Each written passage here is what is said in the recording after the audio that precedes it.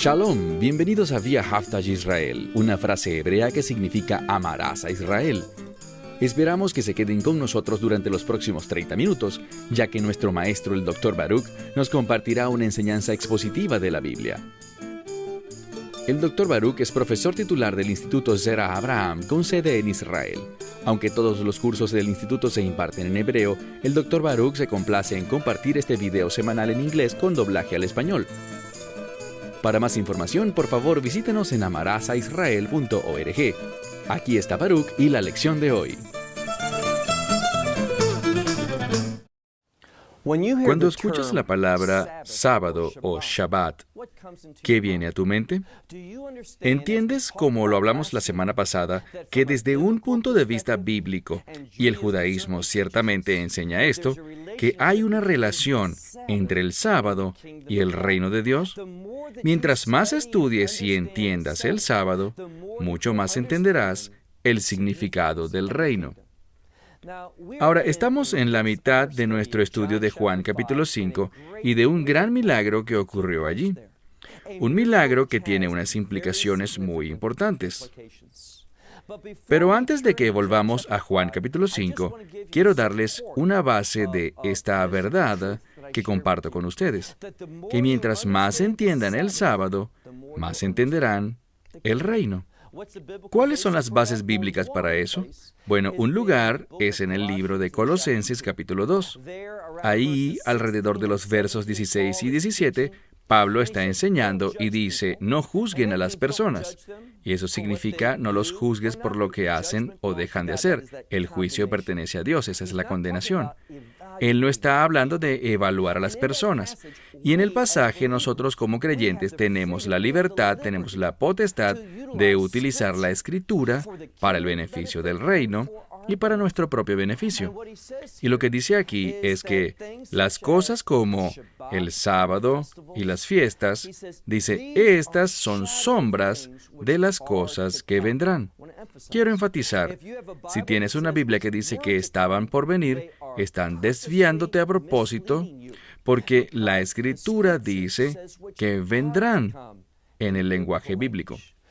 Así que, a través de cosas como el Shabbat y las fiestas, podemos tener una muestra de las cosas que están por venir. ¿Qué es eso? Bueno, si ustedes leen, muchos comentaristas cristianos entienden que aquello que está por venir es el reino de Dios, las cosas del reino. Entonces, el Shabbat, las fiestas y las otras cosas que son mencionadas allí son todas sombras de cosas que han de venir. Pero aquello que proyecta la sombra, aquello que es la base de estas cosas, es decir, lo que le da el significado a estas cosas, ¿quién le da el significado? Es el Mesías o el Cristo.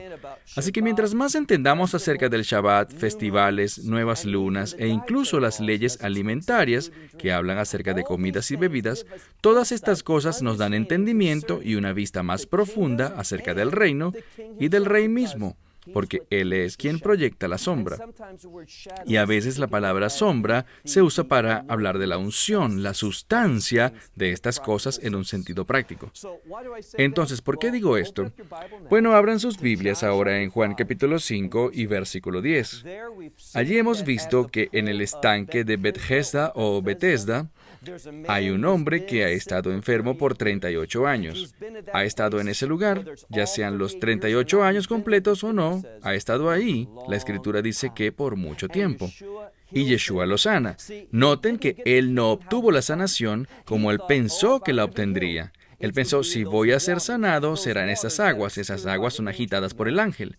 Pero no, a veces nos enfocamos tanto en la forma en que pensamos que Dios actuará, cómo nos va a bendecir, que cuando Dios tiene una manera diferente nos la perdemos porque estamos muy enfocados en nuestra manera en vez de su manera. Él puede tener algo totalmente diferente. Solo porque una persona recibió y hubo una multitud de personas que recibieron sanación en ese estanque, no significa que Dios va a sanar a todo el mundo igual. Y por cierto, vamos a ver que ese mismo día la única persona que Yeshua sanó fue a ese hombre. ¿Por qué? Porque los milagros no son dados simplemente a aquellos que necesitan un milagro. Todas estas personas necesitaban un milagro, pero lo que encontramos aquí es que en ese día solo ese hombre recibió el milagro. Entonces, comencemos con el verso 10. Yeshua le dice a él, en el verso anterior, levanta tu lecho y camina. Bueno, de acuerdo a las Escrituras, y estoy hablando del libro de Santiago, hay una actividad prohibida en el sábado. Hay muchas en Shabbat, pero una de esas es llevar o sacar cosas de la ciudad. ¿Por qué? Comercio. No hacemos comercio o negocios el sábado. Así que dice que está prohibido cargar en el libro de Jeremías, pero habla específicamente de llevar cosas dentro y fuera de la ciudad, productos, comercio en sábado. Pero los rabinos decían que está prohibido de cualquier manera cargar cosas. No puedes cargar nada en sábado. Pero la excepción es esta, en un solo lugar, lo que significa que sabemos que en tu casa puedes cargar cosas, levantar cosas, porque no estás haciendo negocios y no estás llevando cosas de un lugar a otro. En hebreo, meitahum ahad le tahum aher. Está prohibido hacer eso. Ahora, ellos simplemente, para estar seguros, dijeron, no puedes cargar nada afuera. ¿Y qué fue lo que dijo Yeshua a este hombre? Le dijo, levántate, toma tu lecho y camina. Y hay un énfasis en este camina, en este nuevo estilo de vida al que se refiere la palabra caminar. Entonces, esto ocurrió en el día del sábado. Y noten lo que pasa en el verso 10. Puesto que ese día era el día del sábado, y por eso y su Biblia puede decir los judíos. Pero tengan cuidado, porque este hombre es judío, todas las personas en ese estanque y en esos 5 pórticos, ellos eran judíos. Todos en Jerusalén eran judíos. Así que este término, los judíos, no habla realmente de los judíos, es decir, todos aquellos que eran descendientes de Jacob. Es el término los judaítas, y ni siquiera habla de todos los de la tribu de Judá o del reino del sur de Judá. No, se está hablando de aquellos que son líderes. El término judaítas, especialmente en el libro de Juan, o judíos, como es traducido frecuentemente, significa aquellos que son de la tradición de los ancianos, quienes siguen esa escuela del pensamiento, y recuerden lo que dijimos, aquellos que siguen de manera estricta las tradiciones de los ancianos. Y, por cierto, abandonaron los mandamientos de Dios. Y es solo cuando entendemos los mandamientos de Dios que llegamos a ser sabios y entendemos cómo funciona Dios, porque Él no viola su ley. Y por eso entendemos lo que Dios está planeando. La ley es una gran fuente de revelación. Así que en este pasaje, vean de nuevo en la mitad del verso 10. Por esto, los judaítas le dijeron al hombre que había sido sanado, es sábado, no es permitido por la ley que tú cargues tu lecho, esa pequeña cama o catre en la que estabas acostado. Estás transgrediendo el día sábado al hacer eso. Déjenme hacerles una pregunta. ¿Saben, los milagros no son solamente por el bien de ser sanado? Hemos hablado de esto, ¿cierto? Hay una multitud de personas enfermas allí, pero una sola fue sanada. Entonces, lo que podemos concluir es esto. Los milagros son para el propósito de revelación. El Mesías hacía las cosas para confirmar la verdad. No es un accidente. De hecho, lo ha dicho una y otra vez. Levántate, toma tu lecho y camina. Y el énfasis está en levantar el lecho y caminar. El levantarse fue el milagro. El tomar el lecho y caminar era el propósito del milagro. Así que esto es muy interesante. Los judaítas, estos líderes, estaban allí siendo testigos de lo que ocurría en Betesda. Ellos estaban teniendo un orden. Ustedes podrían pensar que ellos hubiesen dicho, queremos ser justos aquí. Una de las cosas más justas aquí es que la atención es por orden de llegada. Hagamos una línea, una fila. No hagamos de esto un caos sin control alguno, donde quien sea que llegue primero y todos saltan. Esto es un desorden. No, vamos a ponerle un poco de orden a esto. No podemos dejar que pasen cosas como la de este caballero que ha estado por aquí un largo tiempo y no ha conseguido sanación. Alguien más viene y ha estado por corto tiempo aquí y es sanado. Pero no había orden alguno. Ellos no estaban interesados en Betesda, porque no estaban interesados en lo que Dios planeaba. Ellos no estaban respondiendo a donde Dios se estaba moviendo. porque ellos se concentraban solamente en sus pensamientos. Pero cuando alguien viola sus enseñanzas, su entendimiento del sábado, ¿dónde están ellos? Inmediatamente ellos se abalanzan sobre este individuo. Y ese es el contexto que estamos viendo aquí. Así que una vez más, ellos dicen al final del verso 10, la ley no permite que tú levantes tu lecho. Y aquel que fue sanado dijo, aquel que me hizo esto, el que me sanó, me dijo, esta es la segunda vez, o de hecho la tercera, toma tu lecho y camina. Ahora, él pone la responsabilidad sobre Yeshua. Él dice, yo solo estoy haciendo lo que aquel que me sanó. Y ahora esto es importante. ¿Por qué? Porque una sanidad está tomando lugar. Y muy frecuentemente, cuando alguien es sanado, ¿eso es una qué? Una señal de actividad divina. Porque estos líderes debieron haber dicho, fuiste sanado, ¿cuál era tu problema? Bueno, por el hecho de que tenía un lecho, él era paralítico. Y una de las señales proféticas, y no ignoren esto, una de las señales proféticas del Mesías es que él iba a hacer que el cojo saltase y alabase a Dios. Entonces, en este pasaje de la Escritura, encontramos uno que antes era lisiado y ahora está caminando, un indicador profético del Mesías. Pero estos líderes nunca se fijaron en esa verdad. Ellos nunca entendieron qué estaba sucediendo en este pasaje. Así que éste le respondió, aquel que me sanó, ese me dijo, toma tu lecho y camina. Por esto, versículo 12, ellos le preguntaron a él, ¿quién fue el hombre que te dijo, toma tu lecho y camina? ¿Notan eso? Una y otra vez esto es enfatizado en el texto y no es por casualidad. Es un énfasis para decirle al lector que esto es importante. ¿Por qué? Por el diferente entendimiento de las leyes del Shabbat. Una que viene de los judaítas, que siguen las tradiciones de los ancianos, y una que viene de Dios. Una vez más, la belleza de este pasaje está en que hoy en el judaísmo existen oraciones que nosotros decimos específicamente en el día del sábado, Tifilot Leholim. Y nuestra oración es esta, que Dios sane incluso en el día del sábado. Ahora, a menos que haya un asunto de vida o muerte, los médicos no trabajan en el día del sábado. A menos que alguien esté atravesando por un gran dolor, a menos que sea una necesidad absoluta, se espera hasta que el Shabbat se acabe. Pero Dios, Él puede sanar cuando quiera. Ahora, ¿ustedes creen que es un accidente?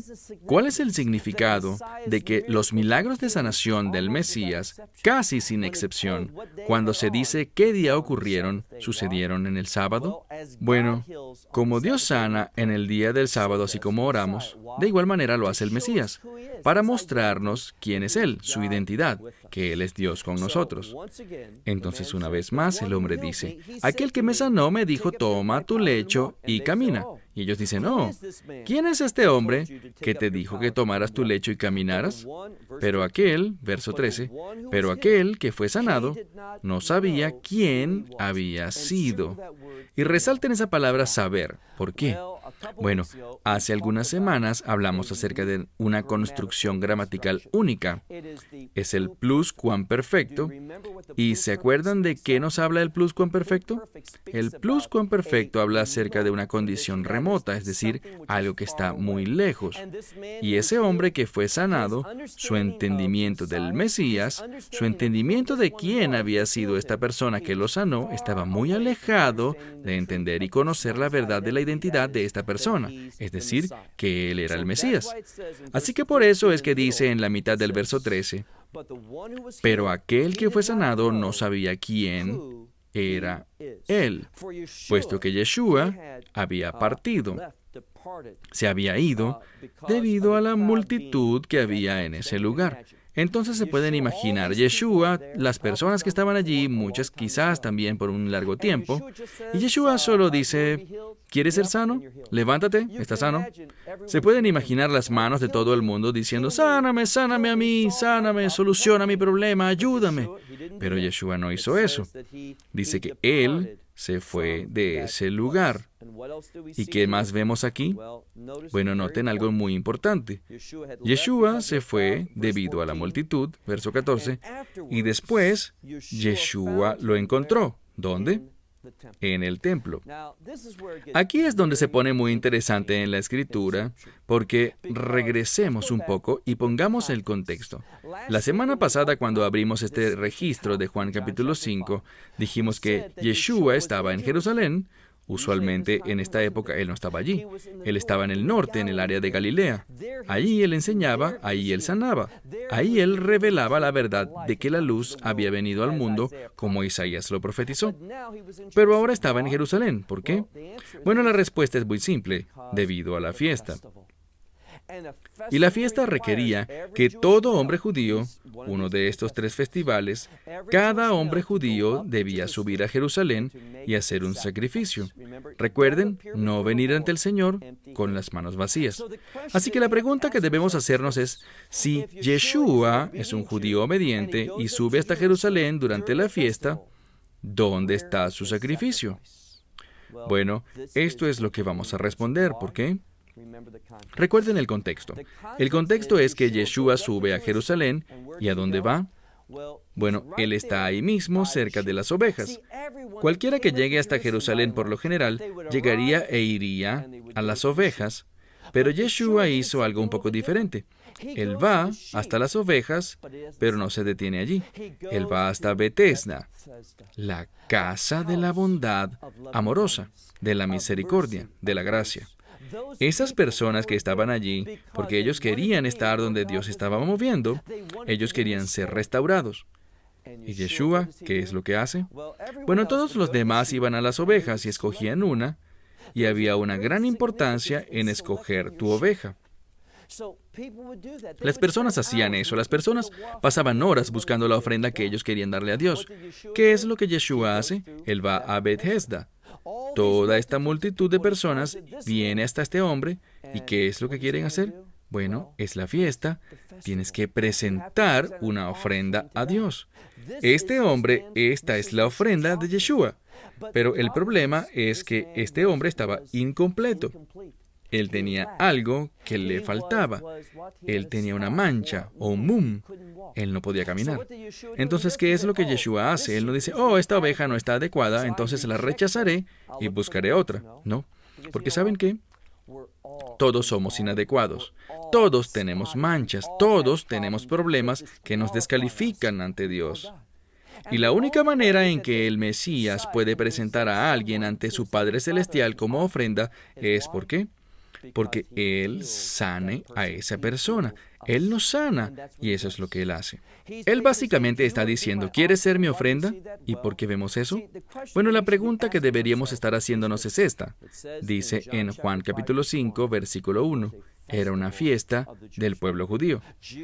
Jesús es judío. Él sube hasta Jerusalén para obedecer esto, y la pregunta que deberíamos hacernos es, ¿dónde está el sacrificio? ¿Dónde está su ofrenda? La respuesta es este hombre. Y es por eso que es tan importante, vean la escritura, verso 14. Y después de estas cosas, Yeshua lo encontró en el templo. Vean, a través de la sanidad de Yeshua, este hombre pudo hacer algo que no había podido hacer por 38 años. ¿Qué sería eso? Adorar a Dios en el templo, acercarse a Él. Yeshua lo restauró y esa era su ofrenda. Entonces, lo encontró en el templo y le dijo a él, mira, has sido sanado. Ahora subrayen esa frase, mira o mirad, recuerden esa palabra mirar aquí o he aquí. Cuando sea que esta palabra aparece es para decirnos que algo importante está por decirse o pasará en el texto bíblico. Y si ustedes ven aquí, dice, he aquí o mirad, sanidad, Él se ha convertido, o en este caso te has convertido.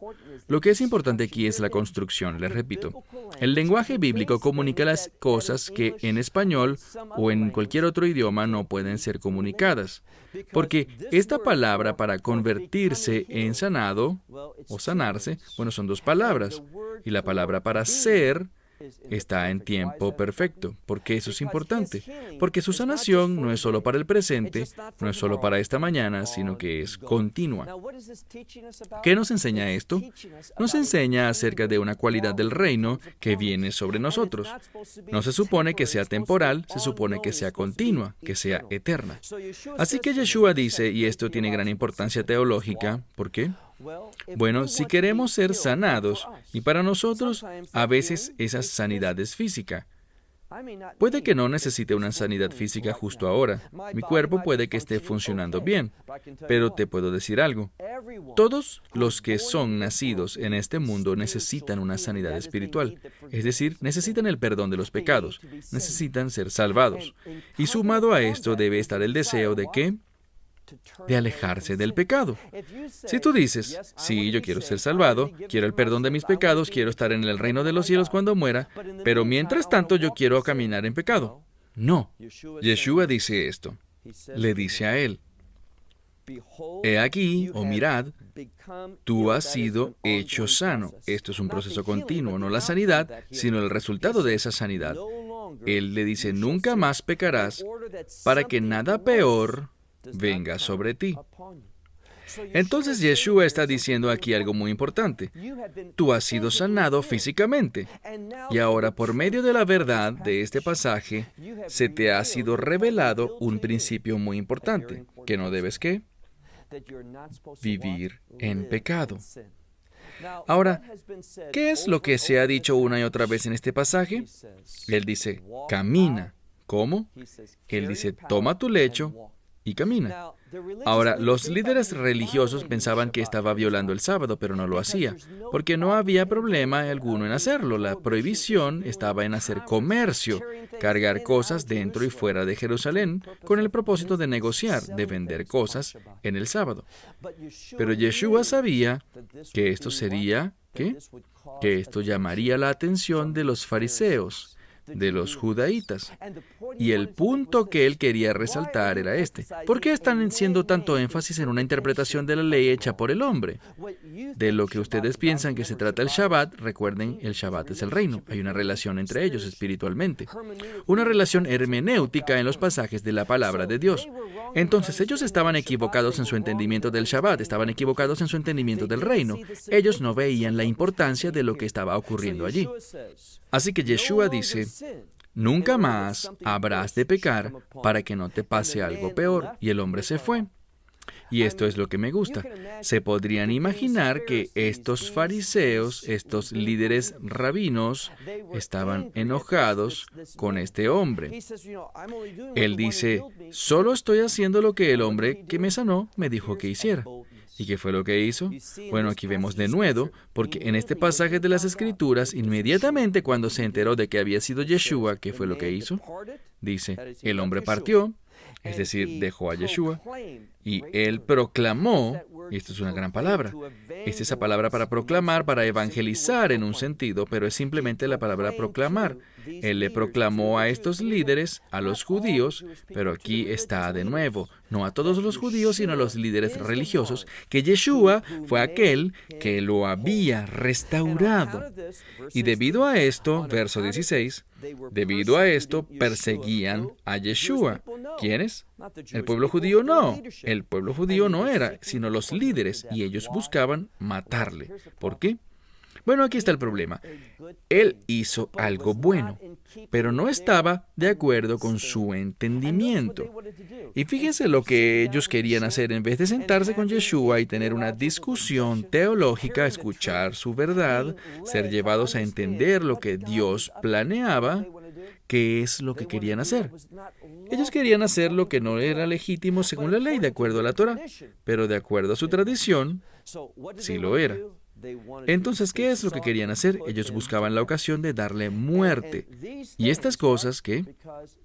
Debido a estas cosas que hizo en el sábado. Pero Yeshua les respondió. Y fíjense en lo que dijo. Él sabía sus intenciones. Él sabía qué era lo que ellos querían. Y fíjense lo que Yeshua hace.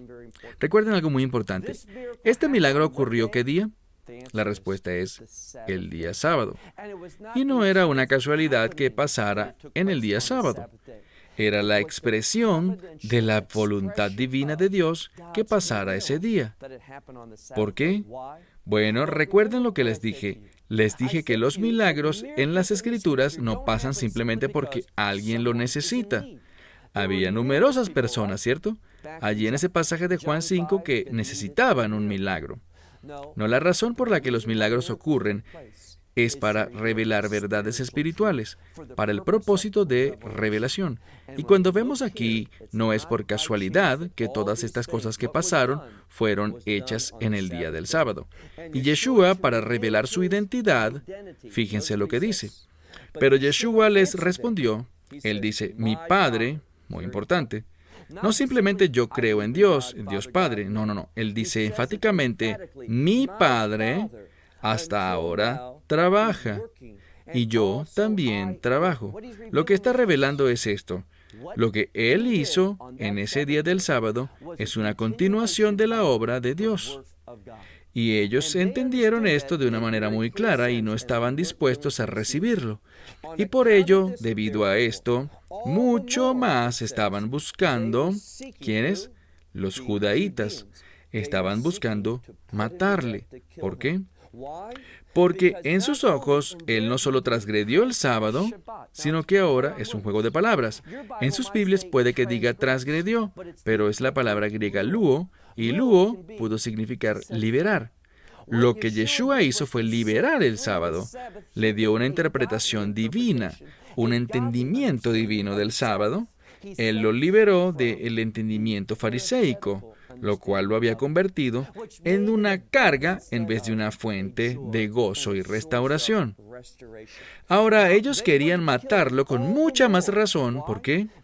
¿Acaso era porque la ley lo demandaba o porque estaba justificado? No. Era porque estaba socavando las enseñanzas de ellos. Dice, debido a que Él liberó el sábado, según su entendimiento. Y además, sumado a esto, debido a que Él dijo que Dios era su propio Padre. ¿Cuál era la implicación de esto? Ellos lo sabían, que Él se hizo a sí mismo igual a Dios. Y eso era lo que ellos no podían entender y no podían aceptar, porque ellos no querían tener ninguna autoridad, y sus creencias como fariseos eran estas. Ellos creían que Dios creó los cielos y la tierra, y que Dios aún estaba activo, no como los saduceos, que pensaban que Dios se había ido por completo, que Él veía pero no interactuaba con el hombre.